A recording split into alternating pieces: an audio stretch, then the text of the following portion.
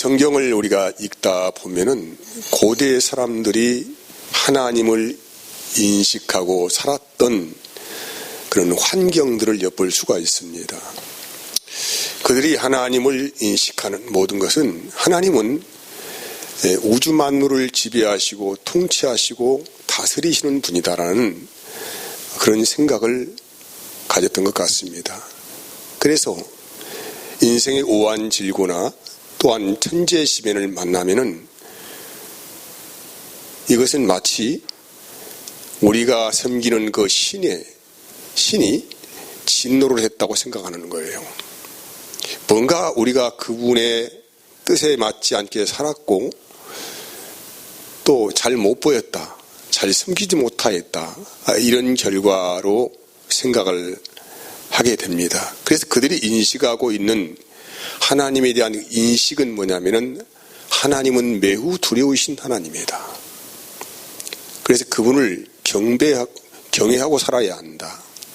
그리고 그분의 말씀에 무조건적인 복종을 해야 한다. 이것이 복을 받고 사는 길이다. 이렇게 정의를 했던 것 같습니다. 지금도 하나님에 대해서 오해하시는 분들은 그 하나님을 그렇게 인식을 하고 사는 것 같습니다.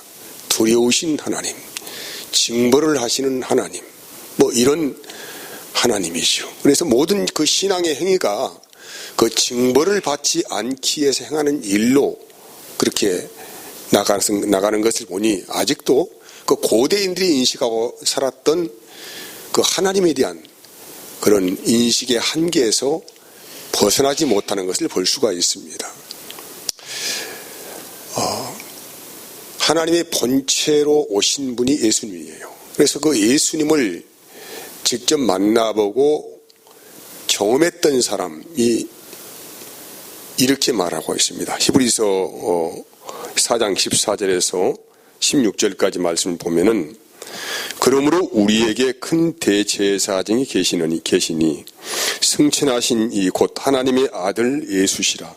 우리가 믿는 도리를 굳게 잡을지어다. 우리에게 있는 대제사장은 우리의 연약함을 동정하지 못하실 리가 아니요 모든 일에 우리가 똑같이 시험을 받으신 이로되 죄는 없으시니라. 그러므로 우리는 긍휼하심을 받고 때를 따라 돕는 은혜를 얻기 위하여 우리의 보좌 앞에 담대히 나아갈 것이니라 라고 그 예수에 대해서 그렇게 표현을 했습니다. 여러분 그 구약의 성막이라 여러분 잘 아시겠지요? 구약의 성막은 하늘에 있는 그 성막의 식양을 그대로 번떠서 이 땅에 만들었다고 해요. 근데 사실 이 의미는 뭐냐면은 정말로 하늘에 그런 지상에서 볼 수 있는 그 당시에 그 성막의 구조가 있었느냐 그런 것은 아니고 하나님께서 죄인된 인간을 어떻게 용서하시고 그분을 사랑으로 덮어주시고 그분과 교제를 하시는가에 대한 그 과정들을 생생하게 보고 경험할 수 있도록 이 땅에 세워놓는 것이 뭐라고요? 성막이에요. 그래서 예수님께서 이 땅에 오셔가지고 내가 바로 성전이다 이렇게 말씀하시는 거예요.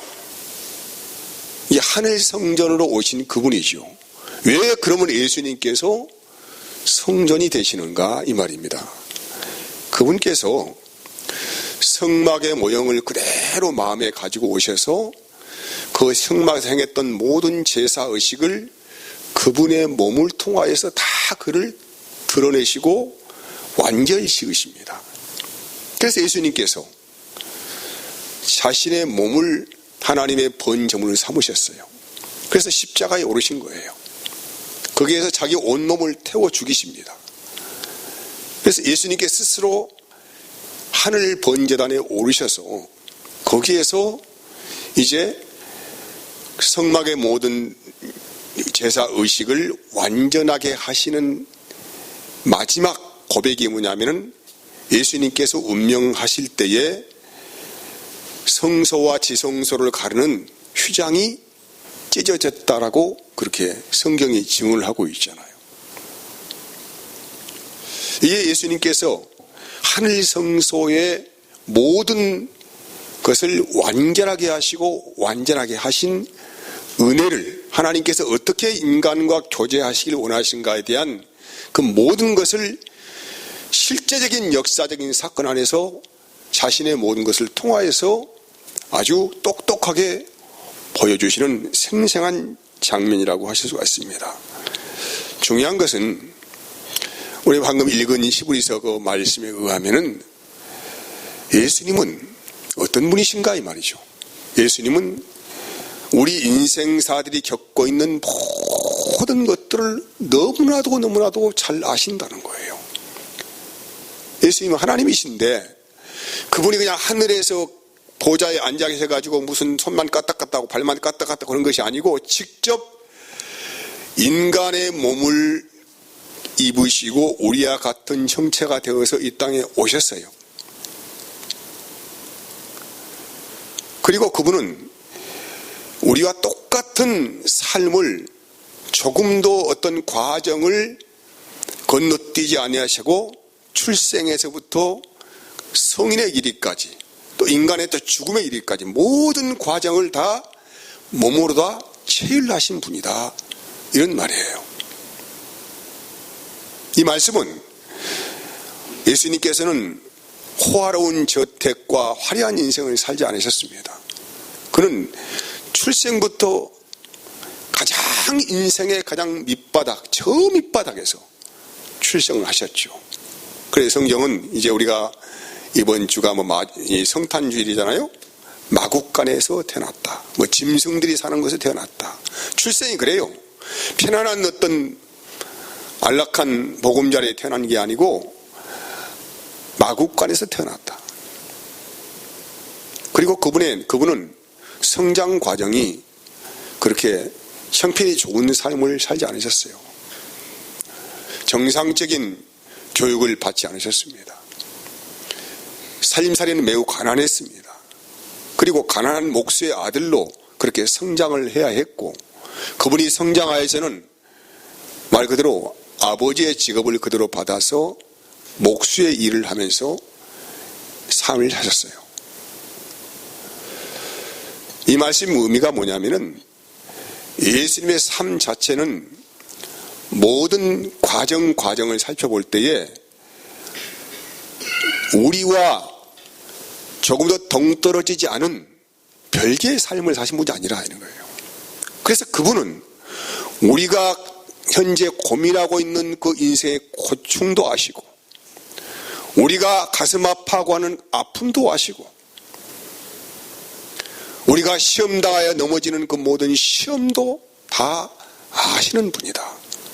그래서 다시 읽어보면 이렇게 말씀하고서 우리의 연약함을 동정하시지 못하실 리가 아니요 모든 일에 우리와 똑같이 시험을 받으신 이로되 죄는 없으시다.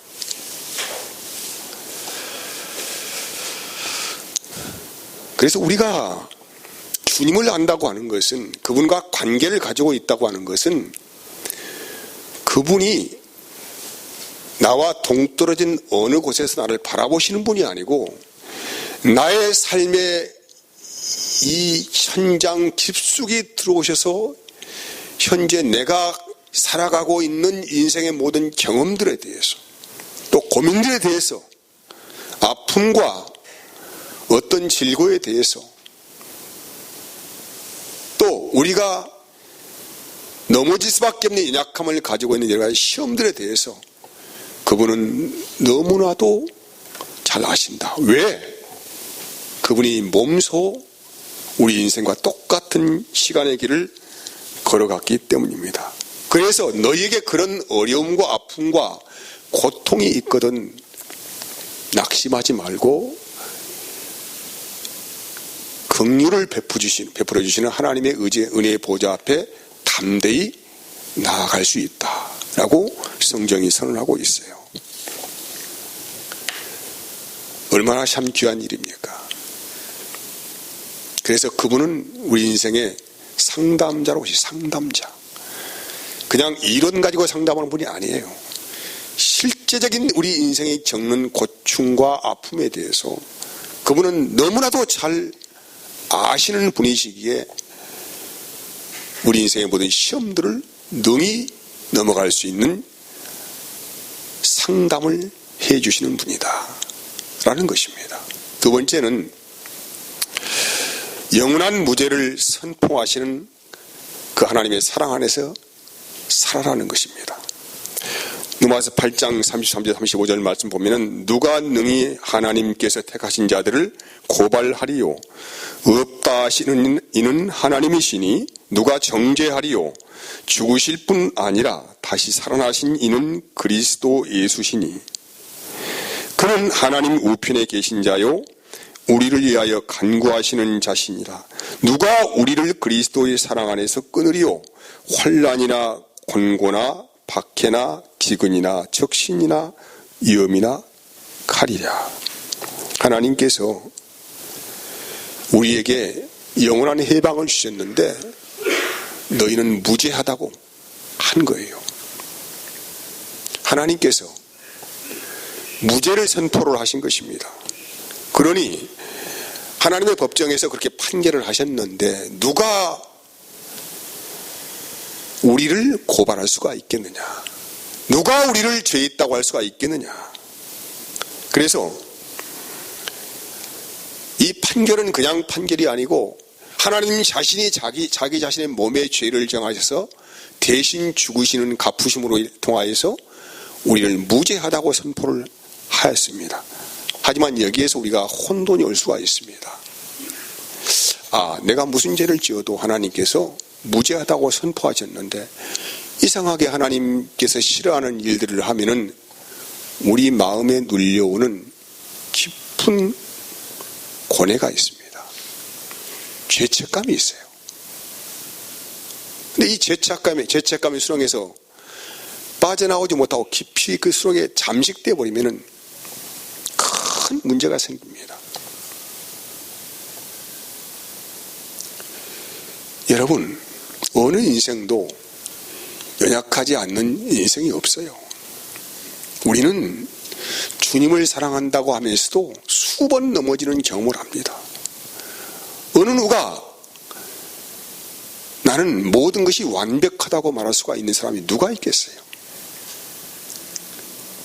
모든 인생들은 그래서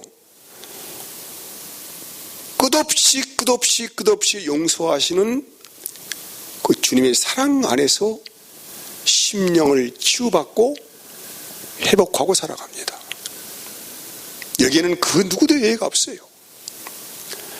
아무리 무슨 대단한 성령 충만한 사람이라고 할지라도 역시 그 인생도 연약함이 있고 넘어지고 때로는 죄책의식 안에서 심히 신음하고 살아갈 수밖에 없는데 하나님은 우리가 그렇게 사는 것을 전혀 기뻐하지 않습니다.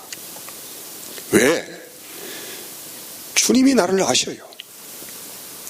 주님도 우리가 당하는 이 시험들을 당하신 분이세요.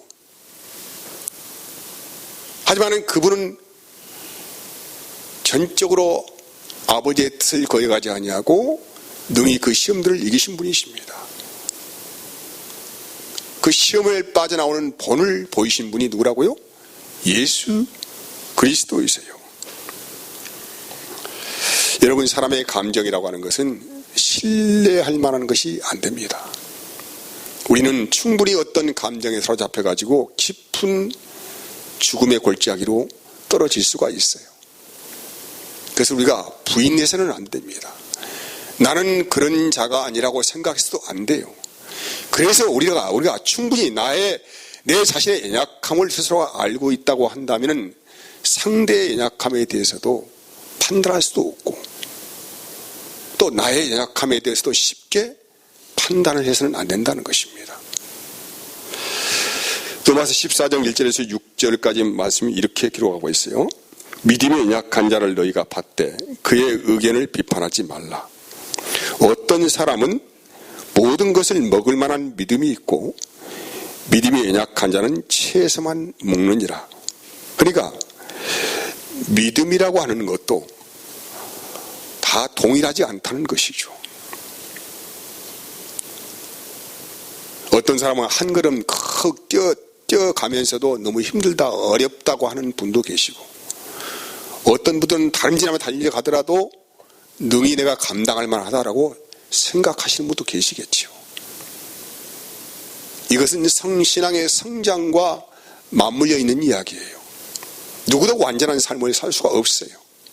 그러니까 우리 주변에는 충분히 믿음이 연약하여서 넘어지고 낙심하는 일들을 겪는 분들이 있다는 것을 인정을 해야 하고, 나도 그 부류 안에 속해 있다는 것을 인정해야 한다는 것이죠. 그래서 먹는 자는 먹지 않는 자를 업신여기지 말고 먹지 않는 자는 먹는 자를 비판하지 말라. 이는 하나님이 그를 받으셨다고 해요. 남의 하인을 비판하는 너는 누구냐? 그가 서 있는 것이나 넘어지는 것이 자기 주인에게 있음에 그가 세움을 받느니라. 이는 그를 세우시는 권능이 주께 있습니다. 우리가 누구를 세울 수가 없어요. 우리가 누구를 세울 수가 있겠습니까? 우리는 아무도 세울 수가 없어요. 나도 나를 세울 수가 없어요. 그래서 누구를 우리는 비판할 자격이 전혀 없는 사람들이라는 것을 말씀해요. 어떤 사람은 이 날을 전날보다 낮게 여기고 어떤 사람은 모든 날을 같게 여기니 각각 자기 마음으로 확정을 해라. 그러니까 달라요.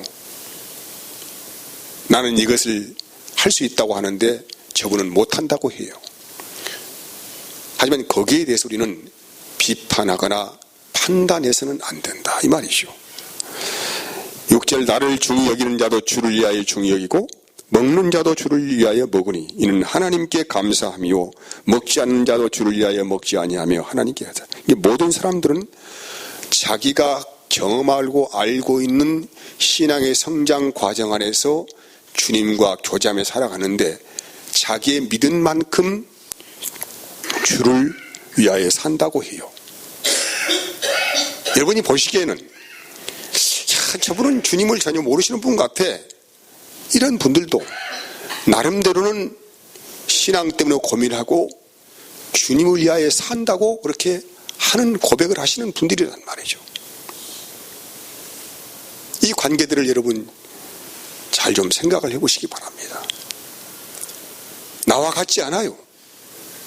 모든 사람들은 각기 저마다의 의식과 의지 안에서 주님을 만나고 교제하고 있습니다. 그래서 누구도 아무도 우리는 그 사람을 판단해서는 안 된다. 왜? 그 사람의 앉고 넘어짐이 어디에 있습니까?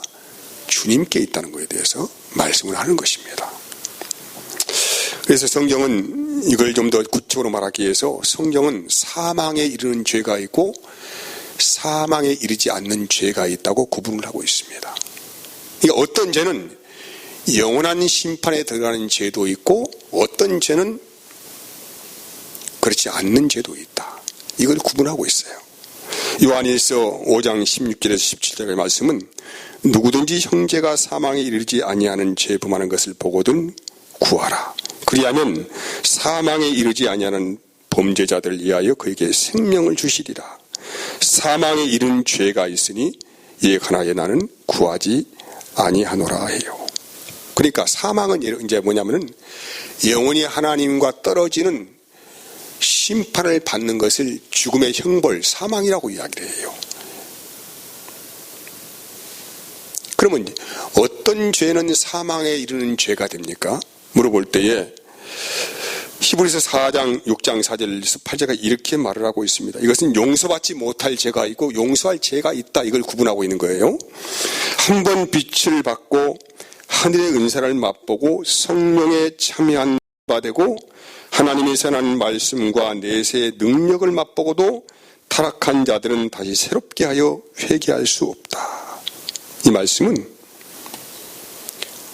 주님을 알았어요. 그분의 구원의 은혜를 알았어요. 그리고 성령을 받고 회개했어요. 이제 하나님의 은혜로 사는 것이 뭔지를 알았어요. 알았는데 이 길을 버리고 육체의 욕망에 빠져 주님을 배신하고 살아가는 사람들을 타락한 자라고 하는 거예요. 그래서 타락한 자들은 다시 새롭게 하여 회개할 수 없나니 이는 그들이 하나님의 아들을 다시 십자가에 못 박아 드러내놓고 욕되게 함이라. 땅이 그 위에 자주 내리는 비를 흡수하여 밭가는 자들이 쓰기에 합당한 채소를 내면 하나님께 복을 받고, 만일 가시와 엉겅퀴를 내면 버림을 당하고 저주를 함에 가까워 그 마지막은 불사름이 때문이라. 영원히 용서받지 못하고 사망에 이르는 죄는 주님을 부인하는 죄입니다. 여러분, 모든 인생들은 각기 연약함이 있어서 충분히 넘어질 수 있고, 어떤 깊은 탄식에 들어갈 수 있고, 그런 연약함을 가지고 있다는 것에 대해서 말씀을 해요. 그래서 그 연약함 때문에 때로는 하나님께서 원치 않는 길을 걸어갈 수 있고 죄를 지을 수도 있습니다. 하지만 그런 죄를 보거든 너희는 그 형제를 위하여 기도하고 그를 권면하여서 세워나가라, 이 말이죠. 함께 품어줘라. 그리스도 안에서 용납해라. 왜? 그 죄 때문에 그 사람은 사망에 이르지 않는다는 것입니다. 여러분, 그러면 이 사망에 이르는 이 사망에 들어가지 않으려면, 타락하지 않으려면 어떻게 해야 되는가, 이 말이죠. 성경은 말합니다. 히브리서 6장 1절에서 2절까지 보면은, 그러므로 우리가 그리스도의 도의 초보를 버려라, 이 말이죠. 이 초보라는 것은 이제 예수 믿고 구원받고 나는 천국 간다, 여기에 머물러 있는 신앙에 만약에 그치고 있다고 한다면 이 사람은 충분히 타락할 수 있는 근거를 확보하고 있는 사람이라, 이 말이죠. 늘 이 사람은 신앙이 흔들리고 유혹에 약하여 넘어지기 쉬운 자다. 자기가 주님을 일부러 배반하려고 한 것이 아니고 연약함에서 빠져나오지 못하 헤매고 다니다가 영원한 길로 접어들기 때문에 매우 위험스럽다, 이 말이에요. 그래서 도의 초보를 버리고 죽은 행실을 회개함과 하나님께 대한 신앙과 세례들과 안수와 죽은 자의 부활과 영원한 심판에 관한 교훈의 틀을 다시 닦지 말고 어디로 가라고? 완전한 데로 나가라, 이 말이에요. 완전한 데. 완전한 안전지대가 있다, 이 말이죠. 그 완전한 안전지대로 나가지 아니하면은 너는 충분히 주님을 부인하고 타락할 수밖에 없는 길로 접어들게 될 것이다. 이런 경고의 말씀이거든요.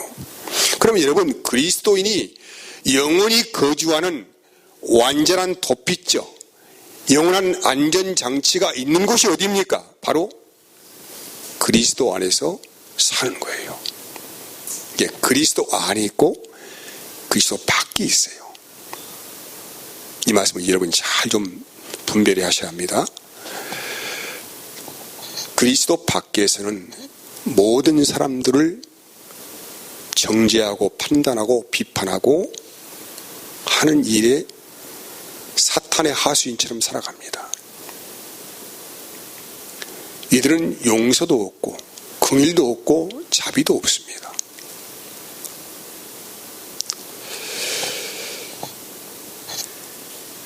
여러분, 그래서 주님께서 우리에게 부탁하신 계명이 있어요. 요한일서 3장 23절 21절까지 보면은 요한일서 3장 23절 22절입니다. 24절입니다. 그의 계명은 이것이니 곧 그 아들 예수 그리스도의 이름을 믿고 그가 우리에게 주신 계명대로 서로 사랑할 것이니라. 그의 계명을 지키는 자는 주 안에서 거하고 주는 그의 안에 거하시나니 우리에게 주신 성령으로 말미암아 그가 우리 안에 거하시는 줄을 우리가 아느니라. 사랑이라고 하는 것은 허다한 허물을 덮어주는 것을 말씀하고, 마치 주님께서 우리의 허물을 덮어주신 그 사랑을 하셨던 것처럼. 그래서 이것을 우리에게 주신 새 계명을 지키며 사는 것이 바로 뭐라고요? 그리스도 안에서 사는 것이다. 주님께서 우리를 대하실 때 항상 그 계명대로 사십니다. 다시 말하면 우리가 어떤 죄악 안에서 힘들고 고통받고 있다고 할지라도 그분은 끝없는 사랑으로 우리를 지금도 품어주시고 앞으로도 그럴 것입니다. 그래서 우리는 매일매일 하나님의 사랑 안에서 그분의 사랑 때문에 용서받고 은혜받고 그 생명을 누리며 살아가고 있어요. 지금도 우리는 우리의 삶의 현장의 중심에서 그런 경험들을 지금도 해가고 있습니다. 하물며 내가 너희를 그렇게 대화했는데도 너는 왜 타인에 대해서 그렇게 하지 못하느냐 이 말이죠. 그래서 형제를 사랑하지 않는 것은 그것은 죄다 이 말이에요. 죄. 성경에서 말하는 죄는 내가 어떤 타락한 길을 걸어갔다는 죄를 말하는 것이 아니고 형제를 사랑하지 않는 것에 대해서 죄라고 말하는 거예요. 자 보세요. 요한에서 3장 6절에서 12절입니다. 그 안에 거하는 자마다 범죄하지 아니하노니 범죄하는 자마다 그를 보지 못하였고 그를 알지도 못하였느니라. 자녀들아 아무도 너희를 미혹하지 못하게 하라. 의를 행하는 자는 그 의로우심과 같이 의롭고 죄를 짓는 자는 마귀에 속하나니 마귀는 처음부터 범죄함이라. 하나님의 아들이 나타나신 것은 마귀의 일을 멸하려 합니다. 그러니까 하나님의 아들이 이 땅에 오신 것은, 예수님이 오신 것은 마귀의 일을 멸하러 오셨는데, 이 마귀는 처음부터 죄를 짓는 자예요. 다시 말하면 먼저는 하나님과의 관계를 끊어버립니다. 그분을 불신하게 만들고 의심하게 만들고 그분을 그냥 무서운 어떤 분으로 생각하게 만들고 이렇게 해서 범죄하게 만드는 거예요. 그래서 예수님께서 다시 하나님과의 관계 안에서 사랑의 연결고리가 돼서 그분은 그런 하나님이 아니라는 것에 대해서 우리에게 말씀하고 있어요. 그분은 너희를 너무나도 사랑하신다 이 말이죠. 그래서 오죽했으면은 자신의 생명을 아끼지 않고 드리는 사랑을 우리에게 고백을 했겠느냐. 그럼 그 사랑 안에는 뭐가 있습니까? 너희가 죄인 되었을 때 너희를 사랑을 통하여서 하나님의 사랑을 확증했다고 우리에게 그렇게 말씀하는 거예요. 죄인 되었을 때. 누구 때, 뭐 됐을 때? 죄인이었을 때. 죄인 되었을 때예요. 사랑이라고 하는 것은 죄인을 품어주시는 사랑이죠. 우리가 사랑이라고 할 때에, 인간 관계 안에 사랑이라고 할 때에 내가 원하는 것을 취하고 얻는 것을 주는 사람을 사랑하는 것이 아니라는 것입니다. 내가 원하지 않는 일에 대해서 상대의 허물에 대해서 그걸 보듬어주는 은혜를 조금할 때 그걸 사랑이라고 표현하는 거예요. 이게 우리가 인간의 이성으로 사랑을 표현하는 감정들과 하나님이 우리를 사랑하신 사랑은 완전히 그 해석과 차이가 다릅니다. 360도의 다른 적용을 가지고 있어요. 그래서 하나님께로부터 난 자마다 뭐라고요? 9절에 죄를 짓지 아니하나니. 이게 하나님께로부터 난 자는 죄를 짓지 않는데요. 이는 하나님의 씨가 그의 속에 거하며 그도 범죄하지 못하는 것은 왜 하나님께 낳았다. 10절 이러므로 하나님의 자녀들과 마귀의 자녀들이 드러나나니 무릇 의를 행하지 아니하는 자나 또는 그 형제를 사랑하지 아니하는 자는 하나님께 속하지 아니했다 이 말이죠. 이 말씀 이해하시겠어요 이제? 여러분, 상대를 사랑하기 때문에 우리는 함부로 상대를 판단하지 않아요. 상대를 사랑하기 때문에 우리는 상대에 대해서 존경심을 가지고 있어요. 상대를 사랑하기 때문에 함부로 무례한 말을 하지 않습니다. 상대를 사랑하기 때문에 그를 속이려고 하지 않습니다. 이게 사랑의 본질적인 의미 안에는 이 인생들이 행하고 사는 모든 의가 다 그 안에서 완성이 되는 거예요. 그래서 11절에는 우리는 서로 사랑할지니 이는 너희가 처음부터 들은 소식이라고 말씀을 하고 있습니다. 여러분, 하나님 되신 것은 하나님 자존의 생명이 있기 때문입니다. 그럼 하나님을 하나님 되게 하시는 그 자존의 생명이 뭐라고 생각하십니까? 하나님께 세상을 만드시고 뭐 인간을 만드시고 세상을 지배하시고 다스리시고 무슨 이런 것을 말하는 것이 아니에요. 하나님이 우리가 하나님을 하나님이라고 부르는 유일한 단서가 있어요. 마귀를 마귀라고 부르는 유일한 단서가 있어요. 마귀는 끝없이 악을 조장하고 관계를 멀게 하고 배반하게 하고 불쌍히 여기지 않습니다. 잔인합니다. 사람을 끝없는 욕망 안으로 들어가라고 그렇게 호리한 것들을 보여줍니다. 네, 하나님은 순결하신 분이세요. 그분은 모든 것을 자기 가슴 안에 품어 안고 오늘도 내일도 영원토록 동일하게 변함없는 마음으로 나를 사랑하시기 때문에 우리는 그분을 하나님이라고 해요. 그래서 신은 유일하게 한 분만 계시다는 거예요. 그런 신은 세상에 없어요. 잡기는 많이 잡기는. 더러운 귀신은 많이 있어요. 근데 진정한 진리로 우리를 낳으시는 분은 단 한 분이시다. 그래서 우리는 그분을 뭐라고 합니까? 하나님이시다. 이것이 하나님 자존의 생명이에요. 그래서 하나님을 아는 자들은 하나님 자존의 그 생명 안에서 태어난 사람들입니다. 이것은 혈종으로나 육종으로 태어난 자들이 아닌 하나님이 낳은 자들이에요. 이 하나님이 낳았어. 뭐를 아는 자? 하나님 자신의 생명으로 우리를 낳았다는 거예요. 그럼 하나님 자신의 생명이 무엇입니까? 라고 물어본다면 하나님은 사랑이시다. 이것이 하나님의 형상의 본질이에요. 그러면 그 하나님의 형상의 본체로 오신 분이 누구라는 거예요, 이제? 예수 그리스도다 이 말이죠. 마지막 말씀 한번 봅시다. 빌립보서 2장 6절에 7절까지 보면 그는 근본 하나님의 본체시나 하나님과 동등됨을 취할 것으로 여기지 아니하시고 오히려 자기를 비워 종의 형체를 가지사 사람들과 같이 되셨다고 해요. 예수님을 봤다는 것은 이제는 하나님 본체를 봤다. 하나님의 본질적인 생명을 봤다는 거예요.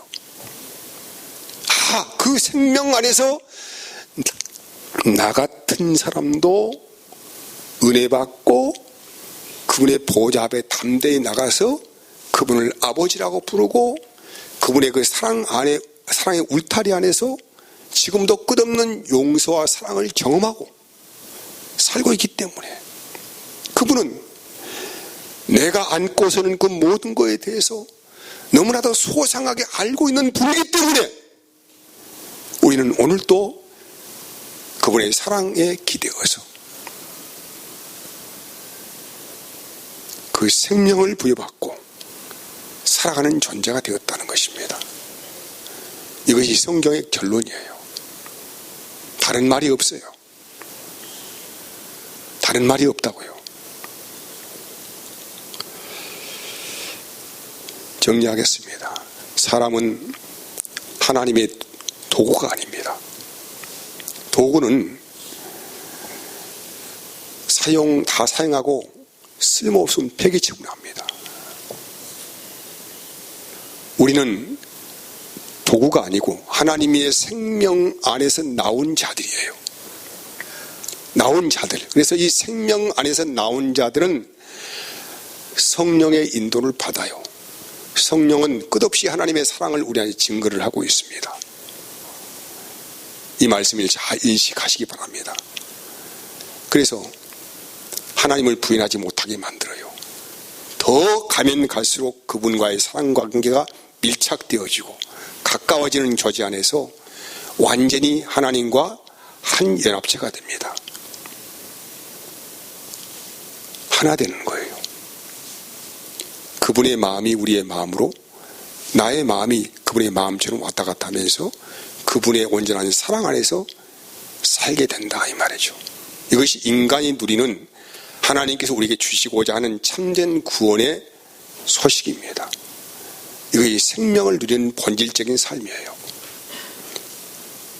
그래서 주님을 보면은 바로 하나님을 보는 거예요.